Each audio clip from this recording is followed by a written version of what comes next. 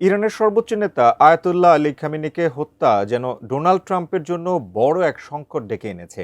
দেশটিতে এখন আর আগের মতো একক কর্তৃত্ব দেখা যাচ্ছে না। এক পক্ষ যুদ্ধ বন্ধের পক্ষে থাকলেও অন্য পক্ষ চাইছে সংঘাত অব্যাহত রাখতে।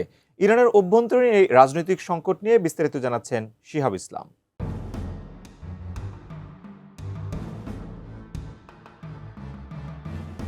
মার্কিন যুক্তরাষ্ট্রের সঙ্গে দীর্ঘদিনের উত্তেজনার মধ্যেই তেহরানের অভ্যন্তরে নতুন করে দেখা দিয়েছে তীব্র মতপার্থক্য। ইরানের শীর্ষ নেতৃত্বে আর আগের মতো একক নিয়ন্ত্রণ নেই, বরং বিভিন্ন ক্ষমতাধর কেন্দ্রের মধ্যে বিভাজন এখন স্পষ্ট, যা যেকোনো কূটনৈতিক সমঝোতাকে আরও জটিল করে তুলছে। সম্প্রতি ইরানের পররাষ্ট্রমন্ত্রী আব্বাস আরাকচি ঘোষণা দেন, যুদ্ধবিরতির অংশ হিসেবে হরমুজ প্রণালী পুরোপুরি খুলে দেওয়ার সিদ্ধান্ত নিয়েছে ইরান। তবে এই ঘোষণার পরপরই দেশটির প্রভাবশালী সামরিক সংস্থা ইসলামিক রেভলিউশনারি গার্ড কোরের ঘনিষ্ঠ মহল থেকে তীব্র সমালোচনা শুরু হয়। রাষ্ট্রীয় ও আধারাষ্ট্রীয় সংবাদ মাধ্যমগুলো প্রশ্ন তোলে, এ ধরনের সিদ্ধান্ত নেওয়ার অধিকার কি কেবল কূটনৈতিক মহলের, নাকি তা সশস্ত্র বাহিনীর এখতিয়ার?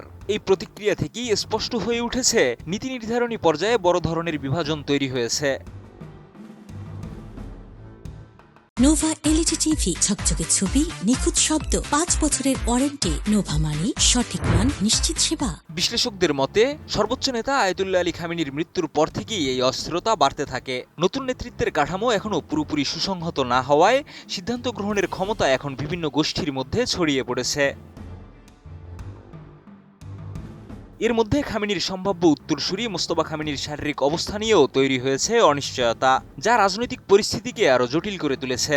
আর এই শূন্যতায় সবচেয়ে বেশি প্রভাব বিস্তার করেছে আইআরজিসি। জাতীয় নিরাপত্তা ও আঞ্চলিক কৌশলে তাদের নিয়ন্ত্রণ এখন আগের চেয়ে অনেক বেশি শক্তিশালী। তবে পরিস্থিতিতে ইরানের ভেতরে দুটি স্পষ্ট ধারা দেখা যাচ্ছে। একদিকে রয়েছে কূটনৈতিক সমাধানের পক্ষে থাকা নেতারা। পার্লামেন্টের স্পিকার মোহাম্মদ বাঘের গালিবাফ মনে করেন, কূটনৈতিক আত্মসমর্পণ নয়, বরং এটি কৌশলগত লড়াইয়ের অংশ।